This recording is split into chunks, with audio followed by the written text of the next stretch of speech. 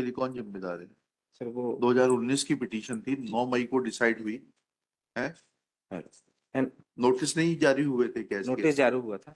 फिर और आपका इतना बड़ी मशीनरी है, करोड़ों रुपए आपके ऊपर खर्च किया जा रहा है, तो आपके यहाँ से रोज एक ना एक आता है कोई ना कोई इंसान, वो क्या करता है? ओआईसी जिम्मेदार है इसके लिए। ओआईसी जिम्मेदार है? आपने कब सूचना दी थी? मैं एक और निवेदन था हाँ। इसमें था अपनी बात में। My lord has observe that कि WP 1140 ऑफ 23 ऑन डेटेड 13/10/23 हाँ। Indore honourable Indore bench has referring decision हाँ। और सारिक अली हाँ। The matter relates to my lord 1140 of the my lord technical education department. ठीक है। This petition is filed माने petitioner is the belong to Yet you have to extend, he is an employee of, former employee of government aided college.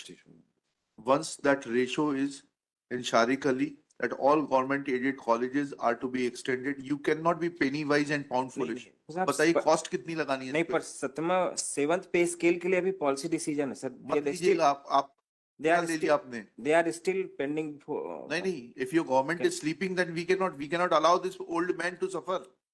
नहीं अभी तो और आप policy decision लेने के 7th पे स्केल कब से लागू हुआ था? 1/1/2016 से। नहीं पर ग्रांट वालों को नहीं दिया जा रहा है। क्यों नहीं दिया जा रहा? मैं वही तो निवेदन पूछना है, कर रहा क्यों नहीं दिया जा रहा? मैं निवेदन कर रहा था सब WP की सुनवाई हो जाती। नहीं, ऐसा नहीं होगा। आपके प्रिंसिपल सेक्रेटरी को बुलाइए, कॉस्ट लगाते हैं 5 लाख रुपए की आपके ऊपर। नहीं ओआईसी आए ओआईसी क्या करेगा इसमें? ओआईसी के ऊपर कॉस्ट लगा देते हैं। नहीं मेरी Why he was sleeping over? क्यों, आप क्या कर रहे थे यहाँ पर? क्यों नहीं जवाब पेश किया आपने? सर ये इसके बाद इसमें ओआईसी कोई और था, फिर चेंज होके फिर नोटिस के बाद ये लगा नहीं मैटर। तो नहीं लगा तो उसके लिए कौन जिम्मेदार है? आप क्या सोते रहेंगे जब तक मुकदमा नहीं लगेगा तब तक? कौन ओआईसी था, उसको बुलाइए। नहीं था सर, वो पहले जो 2 साल थे वो रिटायर हो गए, फिर उसके बाद आप हो गए तो आपको जवाब पेश करवाना चाहिए था इसमें। ये नोटिस हुआ, उसके नोटिस होने के बाद सर वकील मैं साहब, जब से ओआईसी बना। Mister Tiwari, once you were appointed as OIC, कब अपॉइंट हुए थे आप? किस साल को अपॉइंट हुए थे? 21 में सर। हाँ, 2024 में डिसाइड किया। Why you were sleeping? आपके विभाग को लिखना पड़ेगा कि आपको हटाएं यहाँ से, एजी ऑफिस से। My prayer is that my Lord kindly may be पहले इनको हटवा के आइए और ऑर्डर करवाइए इनको हटाने का, फिर आपकी प्रेयर सुनते हैं। आप एक जो कॉस्ट हुई सब दें। एक प्रार्थना थी सर जवाब के लिए। बिल्कुल नहीं। 5 लाख की कॉस्ट पे जवाब दोगे? इनसे रिकवर करवा लो। आप लोगों ने बिल्कुल मजाक बना दिया है हाई कोर्ट को। आप लोगों के खुद के वेस्टेड इंटरेस्ट रहते हैं। पहले आपके ओआईसी सोते रहते हैं, they do not file reply, क्योंकि आधे ओआईसी तो आपके मिले रहते हैं, तो खुद ही पिटिशनर के साथ घूमते रहते हैं गले में हाथ डालकर। एक के बारे में तो लिखा था हमने पहले, वो कौन से डिपार्टमेंट का था? क्या वाटर रिसोर्सेज डिपार्टमेंट के थे मेरे ख्याल से। वो रिटायरमेंट के बाद भी चले आ रहे थे आपके यहाँ। और फिर रिस्पॉन्सिबिलिटी लेने की बात आती है तो हो जाता है कि हम तो रिटायर हो गए। पहले रिस्पॉन्सिबिलिटी फिक्स करिए, डिपार्टमेंट इंक्वायरी कंडक्ट करिए।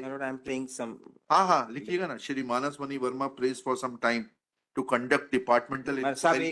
नॉर्मल हाँ, नहीं, टू कंडक्ट डिपार्टमेंटल इंक्वायरी। नहीं साहब, वो मैं ओआईसी एक समय दे दें साहब, मैं इसमें इंस्ट्रक्शन ले लूं साहब। Point out that why OIC who was already noticed and appointed in 2021 and why his predecessor who was noticed and appointed in 2019 had not bothered to file reply.